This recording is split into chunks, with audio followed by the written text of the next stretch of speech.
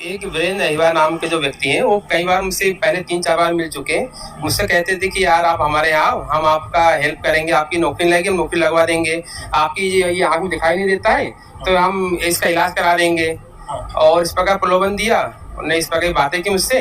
तो 1-2 बार मैं उनके यहाँ गया भी, तो वहाँ पे वो जिस प्रकार की बातें करते थे उनकी बातों से लगा कि अरे भाई आँख ठीक कर देगा, ये मुझे नौकरी भी लगवा देगा। ऐसा हुआ। फिर एक बार मुझे वो बोले कि आप मेरे साथ चर्च चलो।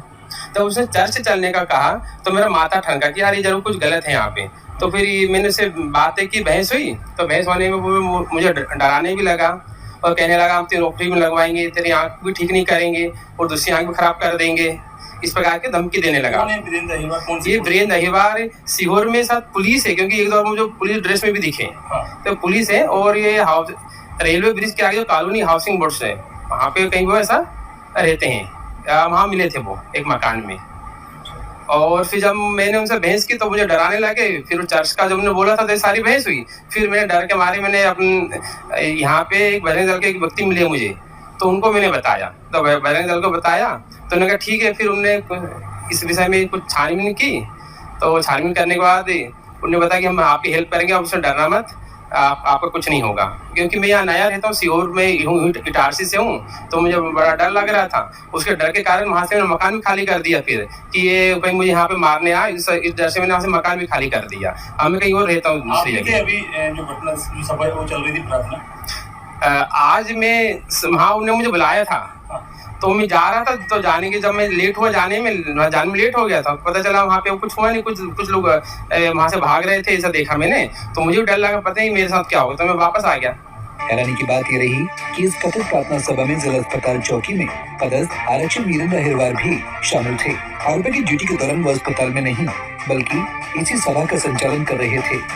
आज वहाँ पर जब पड़ोस में रहने वाले हिंदू समाज के लोगों को ही उन्होंने दबाव बनाया और ये बोला कि आपको मकान खाली करने पड़ेंगे यदि आप आज से हमारे साथ आगामी रविवार से क्रिश्चियन चर्च को नहीं जाओगे। तो उसमें हमारे साथ मयंक नाम का मयंक भगवैया और नरेश नेवाड़ा नाम की जो साइड में पड़ोसी रहते हैं, उन लोगों को भी उन्होंने काफ़ी समय से टारगेटेड कर रखा था और उनको पहले प्यार से समझाने का प्रयास करा, आर्थिक सहयोग देने का प्रयास करा, नौकरी दिलवाने का प्रयास करा। और जब इन बातों पर भी वो हिंदू समाज के लोग अडिग रहे, तटस्थ रहे, तो उन्होंने अब बोला कि आज रविवार को स्पेशल हमारी प्रेयर है, आप इसमें आना और इसमें अगर आप नहीं आओगे तो अब आपको यहाँ पर मकान खाली करके जाना पड़ेगा। जिसमें फोर्स खाकी वर्दी का दुरुपयोग करते हुए वीरेंद्र अहिरवार ने उनसे बोला अगर नहीं आया तो मकान खाली करने के लिए तुम तैयार है ना। मजबूरन वो लोग आज गए दोनों। जब दोनों वहाँ पर गए और जब जिस प्रकार की उन्होंने हिंदू धर्म के विरोध में बातें करी और क्रिश्चियन मिशनरी के बाइबल को बताया बड़े स्तर पर समझाया उन्होंने और कहा कि आज से अब आप हिंदू नहीं रहे हो, अब आज से क्रिश्चियन बन चुके हो और अगली बार हमारे साथ आपको चर्च चलना पड़ेगा। जैसे उन्होंने बोला कि चर्च चलना पड़ेगा, अब तुम हिंदू नहीं रहे, अब आप क्रिश्चियन बन चुके हो, तो इनकी जमीन सक गई पैरों के नीचे से और इन्होंने धीरे से बाहर निकले योजनाबद्ध तरीके से बाथरूम के बहाने। और बाहर निकल के इन्होंने मयंक भगवैया ने अपने भाई को फ़ोन लगाया कि हमारे साथ इस प्रकार की घटना हो रही है, तुम शीघ्रता से आओ और अपने इष्ट मित्रों को लेकर आओ। तो उन्होंने उसके भाई को फ़ोन लगाया, भाई ने अपने हिंदू समाज के और संगठन के कार्यकर्ताओं को फ़ोन लगाया और यहाँ से जिला संयोजक प्रभात जी, यज्ञेश जी, परम जी और इस प्रकार विभिन्न नगर के कार्यकर्ता लोग वहाँ पर गए और पुलिस प्रशासन को तत्काल सूचना दी और ये बड़े रैकेट का भांडाफोड़ हुआ है। इस प्रकार की घटना पूरे नगर के अंदर नहीं क्षेत्र के अंदर चल रही है। मामले को लेकर पुलिस ने जांच शुरू कर दी। दोनों नामजद लोगों जबार खान और वीरेंद्र अहिरवार की भूमिका की गहराई से पड़ताल की जा रही है। सीएसपी ने मीडिया से बातचीत में निष्पक्ष जांच का भरोसा दिलाया है।